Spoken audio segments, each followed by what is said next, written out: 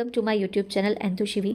आज के इस वीडियो में हम डिस्कस करने वाले हैं एमपी जीके को, मध्य प्रदेश के प्रमुख पर्यटन स्थलों के बारे में, जो कि आपके एमपीएससी के आगे जितने भी एग्जाम्स होने वाले हैं उनके लिए ये वीडियो काफ़ी हेल्पफुल होने वाला है। आज हम इस जो भी मध्य प्रदेश के प्रमुख पर्यटन स्थल हैं इनको बहुत डीपली इस टॉपिक को हम डिस्कस करेंगे, तो वीडियो के लास्ट तक आप बने रहें। और अगर आपने वीडियो को सब्सक्राइब नहीं किया है तो प्लीज़ सब्सक्राइब उसको ज़रूर कर लें। तो हमारा जो टॉपिक है वो है मध्य प्रदेश के प्रमुख पर्यटन स्थल। मध्य प्रदेश के प्रमुख पर्यटन स्थल में खजुराहो, सांची, भीमबेटका, पचमढ़ी, अमरकंटक, मांडू, चित्रकूट, भेड़ाघाट, उज्जैन, ओमकारेश्वर, महेश्वर, ओरछा, मेहर, शिवपुरी का वर्णन किया गया है। तो ये जो हमारे स्थल हैं इसमें ये हमारे जो किसके अंतर्गत आते हैं, पर्यटन स्थलों के अंतर्गत आते हैं, जिसमें से हमारे कुछ पर्यटन स्थलों को वर्ल्ड ये जो यूनाइटेड हेरिटेज साइट है उसमें भी शामिल किया गया है, जैसे कि हमारा खजुराहो हो गया और भी हमारे इस तरीके के स्थल हैं। तो मेहर, जहाँ पे मेहर दिया हुआ है तो मेहर को हम संगीत नगरी भी कहते हैं। ठीक है, तो पहला जो हमारा स्थल है वो है खजुराहो, छतरपुर। खजुराहो किस जिले के अंतर्गत आता है, तो मध्य प्रदेश के छतरपुर जिले में स्थित है। खजुराहो चंदेल राजाओं की राजधानी थी। चंदेल शासकों की अमूल्य धरोहर खजुराहो की नींव किसने रखी थी, प्रसिद्ध राजा चंद्रवर्मा ने रखी थी। तो हमारा जो थर्ड टॉपिक है वो है क्या, कि खजुराहो की नींव किसने रखी थी, प्रसिद्ध राजा चंद्रवर्मा ने रखी थी। खजुराहो प्राचीन नाम, इसका जो प्राचीन नाम है वो क्या है, खजूरपुरा और खजूरवाह। तो खजुराहो का जो प्राचीन नाम है वो क्या है, खजूरपुरा और खजूरवाह के। यहाँ हिंदू और जैन मंदिर स्थित हैं।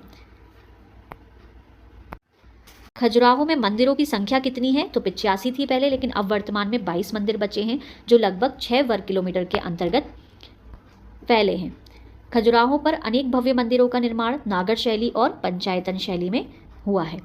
यहाँ पर मंदिरों का निर्माण किस शैली के अंतर्गत किया गया है, तो नागर शैली और पंचायतन शैली है, ये मोस्ट इंपॉर्टेंट है, इसे आप ज़रूर याद कर लेना।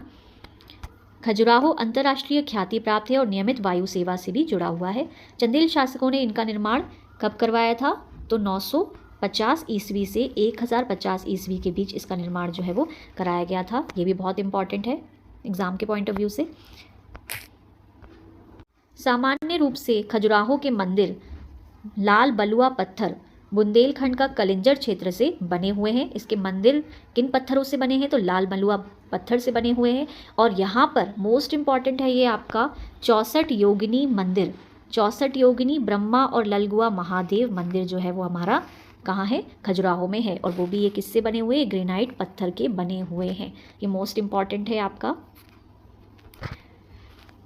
नेक्स्ट है, वर्तमान समय में खजुराहो में जो मंदिर खड़े हैं उनमें से 6 भगवान शिव को, 8 भगवान विष्णु को और 1 भगवान गणेश और सूर्य भगवान को समर्पित है। तो जो मंदिर है वहाँ पर उसमें क्या है, 6 भगवान शिव को समर्पित है, 8 भगवान विष्णु को समर्पित है और 1 हमारे गणेश और सूर्य भगवान को समर्पित है। तो टोटल कितने मंदिर हो गए हमारे, 15 है ना, 15, जिसमें से 6 भगवान शिव को हैं, याद रखिएगा, 8 भगवान विष्णु को हैं और 1 भगवान गणेश और सूर्य भगवान को समर्पित है।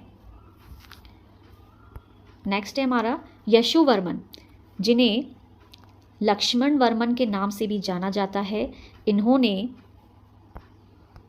925 से 950 ईस्वी के बीच शासन किया और प्रसिद्ध लक्ष्मण मंदिर की स्थापना की। तो किसने लक्ष्मण मंदिर की स्थापना की है, तो ये हमारे कौन है, ये है हमारे यशोवर्मन, जिन्हें हम लक्ष्मण वर्मन के नाम से भी जानते हैं। और इन्होंने किस मंदिर की स्थापना की है, तो लक्ष्मण मंदिर की स्थापना की है। लक्ष्मण वर्मन के पुत्र राजा धंग ने 2 प्रसिद्ध मंदिरों, विश्वनाथ मंदिर और विद्यानाथ मंदिर का निर्माण कराया, जो भगवान शिव को समर्पित हैं, और जैन उपवासकों के लिए पार्श्वनाथ मंदिर की स्थापना की। तो लक्ष्मण वर्मन ने के जो पुत्र हैं राजा धंग ने 2 प्रसिद्ध मंदिर हैं, विश्वनाथ मंदिर और विद्यानाथ मंदिर का निर्माण करवाया था, जो कि किनको समर्पित है, भगवान शिव को समर्पित हैं, और जैन उपवासकों के लिए पार्श्वनाथ मंदिर की भी स्थापना की थी। तो ये बहुत इंपॉर्टेंट है, आप इसको पढ़ लीजिएगा। नेक्स्ट है, खजुराहो की मंदिरों में सबसे बड़ा कंदरिया महादेव का मंदिर है। ये तो आपका वेरी वेरी इंपॉर्टेंट है, जो आप बताया है इसमें कि कंदरिया महादेव का मंदिर है। खजुराहो के मंदिरों में सबसे बड़ा मंदिर है कंदरिया महादेव का मंदिर, जो कि भगवान शिव का मंदिर है। और इसका जो निर्माण है वो चंदेल शासक ने, विद्याधर ने 1017 से 1029 ईस्वी के शासन के दौरान हुआ था। ठीक है, तो ये भी बहुत इंपॉर्टेंट है कि खजुराहो के मंदिरों में सबसे बड़ा मंदिर कौन सा है? कंदरिया महादेव का मंदिर है, जिन्हें चंदेल शासकों ने करवाया था। इसका निर्माण 1017 से 1029 ईस्वी के बीच। चित्रगुप्त मंदिर खजुराहो का एकमात्र सूर्य मंदिर है। अभी हमने कौन सा मंदिर पढ़ा है? कंदरिया महादेव का मंदिर पढ़ा है। और भी हमने बताया कि कितने मंदिर आपके शिव भगवान को और कितने विष्णु भगवान को समर्पित हैं। तो इसमें जो दूसरा हमारा जो है वो है चित्रगुप्त मंदिर। खजुराहो का एकमात्र ये सूर्य मंदिर है। खजुराहो का एकमात्र सूर्य मंदिर है। खजुराहो के मंदिर बिना किसी परकोटे के ऊंचे चबूतरे में निर्मित किए गए हैं। खजुराहो भारतीय आर्य स्थापत्य कला और वास्तुकला नायब मिसाल है। खजुराहो को हमारी जो है वो विश्व जो हेरिटेज साइट है उसमें भी शामिल किया गया है, तो ये भी आपका बहुत इंपॉर्टेंट है। खजुराहो और कितनी हेरिटेज साइट हैं आप ये मुझे कमेंट बॉक्स में लिखिएगा कि हमारे इंडिया की कितनी हेरिटेज साइट्स को वर्ल्ड हेरिटेज साइट में शामिल किया गया है, ये आप कमेंट बॉक्स में मुझे ज़रूर बताएं। कि खजुराहो भारतीय आर्य स्थापत्य कला और वास्तुकला नायब मिसाल है। यशोवर्मन ने कन्नौज पर आक्रमण कर प्रतिहार राजा देवपाल को हराया तथा उससे एक विष्णु प्रतिमा प्राप्त कर खजुराहो के विष्णु मंदिर में स्थापित किया। तो यशोवर्मन ने कन्नौज पर आक्रमण किया था और किसको हराया था? प्रतिहार राजा देवपाल को हराया था और उसमें एक विष्णु प्रतिमा प्राप्त कर खजुराहो के विष्णु मंदिर में स्थापित किया था। मैंने अभी आपको बताया था ऊपर कि एक आपका विष्णु मंदिर है, तो ये उसी मंदिर की बात हो रही है।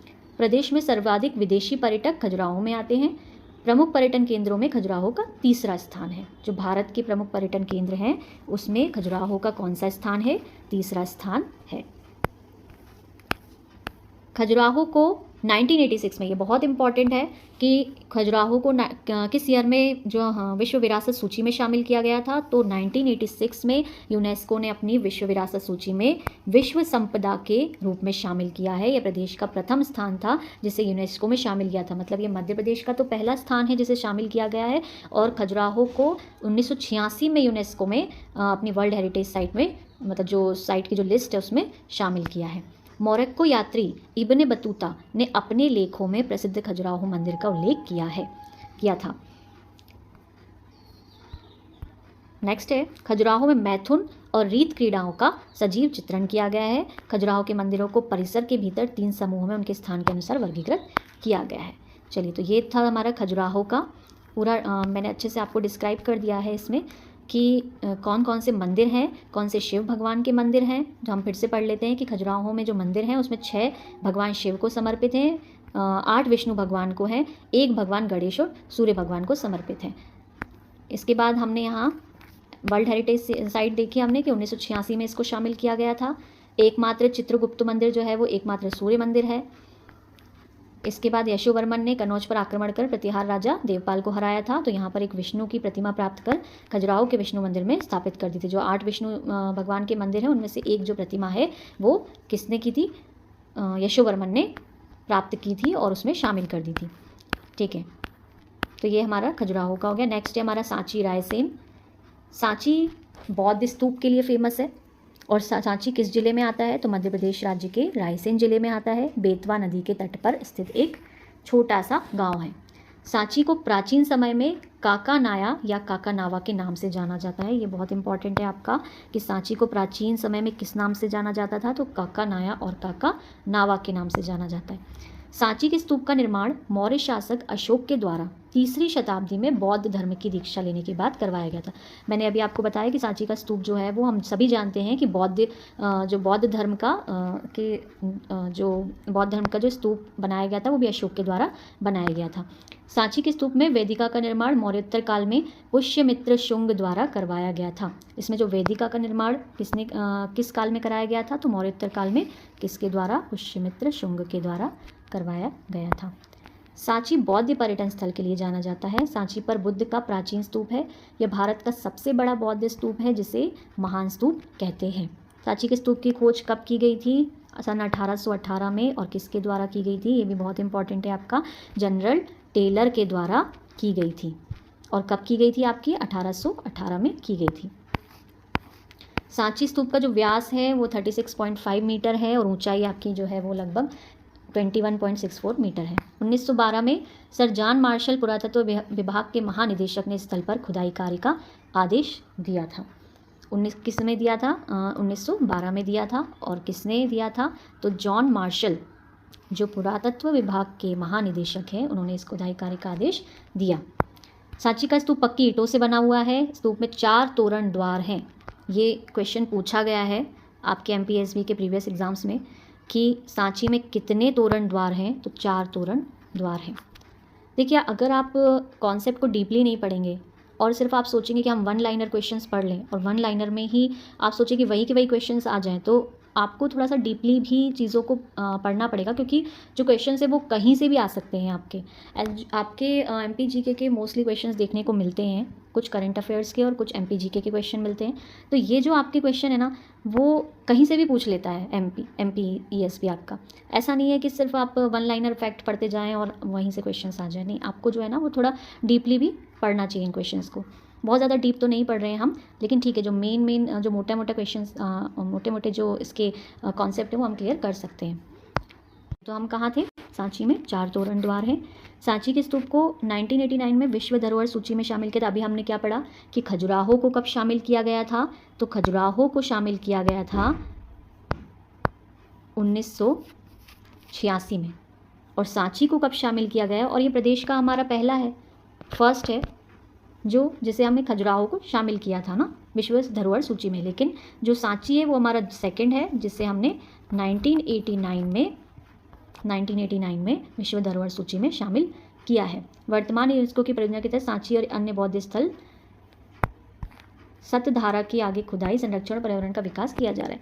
सांची के स्तूप में बौद्ध के अवशेष रखे गए हैं। अभी आप ये याद रखें कि सांची किस जिले में आता है? तो रायसेन जिले में आता है। रायसेन जिले में आता है आपका और बेतवा नदी के तट पर स्थित है और ये बौद्ध पर्यटन स्थल है और 1989 को इसे विश्व धरोहर सूची में शामिल किया गया है। में जो है आपके कितने तोरण द्वार हैं? तो 4 तोरण द्वार हैं। सांची स्तूप के पास 2 अन्य छोटे स्तूप भी हैं, जिनमें से स्तूप क्रमांक 2 में उनके 2 शिष्यों सारीपुत्र और महामोगल्लायना के अवशेष रखे गए हैं।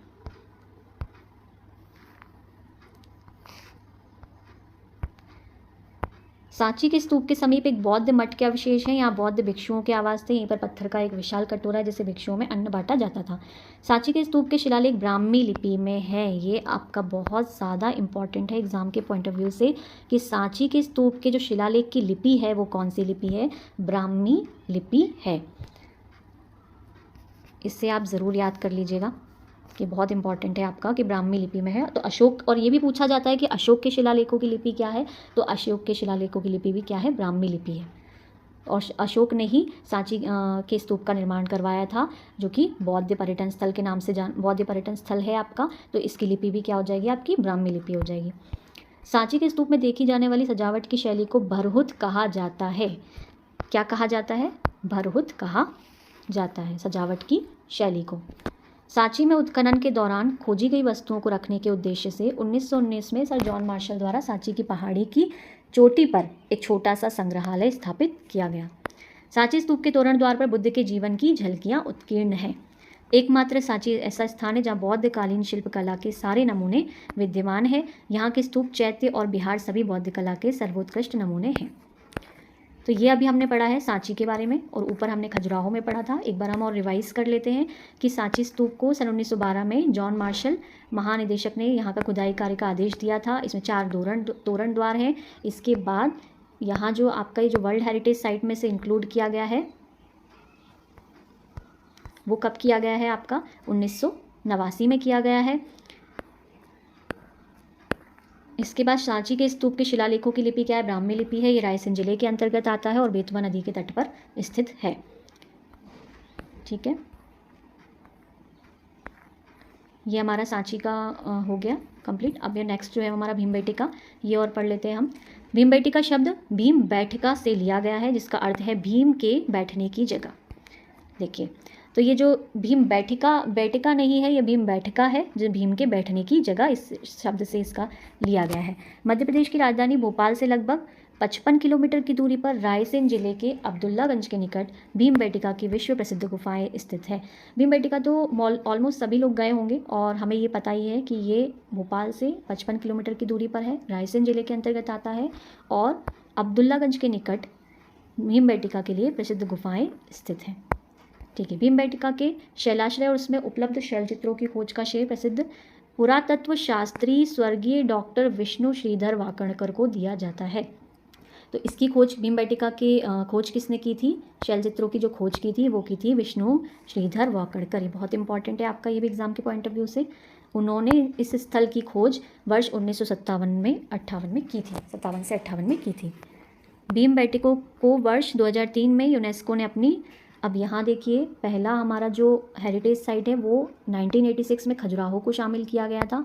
इसके बाद जो शामिल किया गया आपका वो सांची के स्तूप को शामिल किया गया था 1989 में, और फिर शामिल किया गया भीमबेटका को जो कि 2003 में शामिल किया गया। तो हमारी 3 हेरिटेज साइट तो मध्य प्रदेश से हो गई हैं।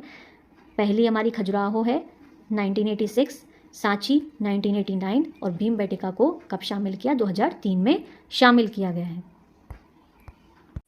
भीमबेटका की गुफाएं शैल चित्रों के लिए प्रसिद्ध हैं। यहाँ 500 से अधिक गुफाओं में लाखों साल पहले गुफावासियों के रोजमर्रा का जीवन दर्शाते शैल चित्र हैं। भीमबेटका विश्व का सबसे बड़ा गुफा समूह है।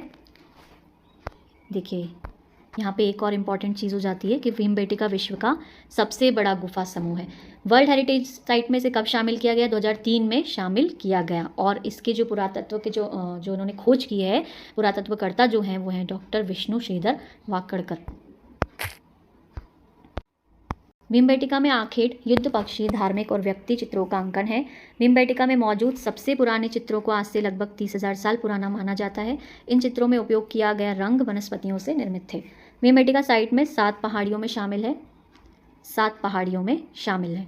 भीमबेटका की एक चट्टान को चिड़िया रॉक चट्टान के रूप में भी जाना जाता है। इस चिड़िया रॉक चट्टान के रूप में जाना जाता है। इस चट्टान पर हिरण, बाइसन, हाथी और बारहसिंगा को चित्रित किया गया। इसके अलावा एक अन्य चट्टान मोर, सांप, शेर और हिरण की एक तस्वीर को चित्रित करती है। शिकार करने के दौरान शिकारियों को तीर, धनुष, ढोल, रस्सी और एक सूअर के साथ भी चित्रित किया गया है। जू रॉक में पशु, मानव के अनेक चित्र उत्कीर्ण हैं जो विभिन्न कलों में बनाए गए हैं। ठीक है, तो ये हमारे 3 पर्यटन स्थल थे जो आज हमने डिस्कस किए हैं। और फ्रेंड्स, अगर आप चाहते हैं कि आगे हम और इसी तरीके के क्वेश्चंस को मतलब टॉपिक्स को डिस्कस करें तो प्लीज़ आप मुझे कमेंट बॉक्स में ज़रूर लिखें। और प्लीज़ इस चैनल को सब्सक्राइब ज़रूर कर लें अगर आप चाहते हैं कि ऐसे ही मैं आपको जो कंटेंट है वो प्रोवाइड करूँ। तो प्लीज़ आप इस चैनल को सब्सक्राइब ज़रूर कर लें और मुझे कमेंट बॉक्स में लिखें अगर आप इसका आगे का जो पार्ट 2 है वो चाहते हैं। Thank you so much.